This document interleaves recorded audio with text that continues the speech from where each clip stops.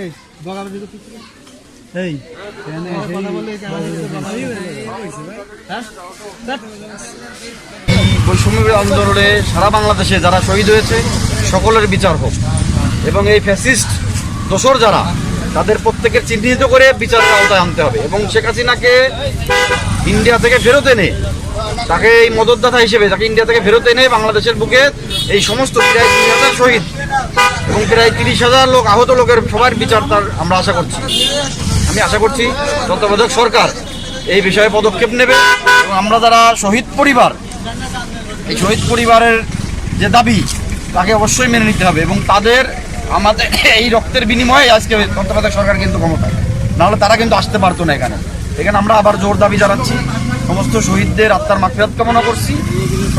আমাদের মেহেদী হাসান রাব্বি ভাই যিনি মাগুরাতে শহীদ হয়েছেন, আমরা তার আত্মার মাগফিরাত করছি, আল্লাহ তাকে জান্নাতের সর্বোচ্চ মর্যাদা দান করুক এবং তাকে শহীদ হিসেবে কবুল করে নিক।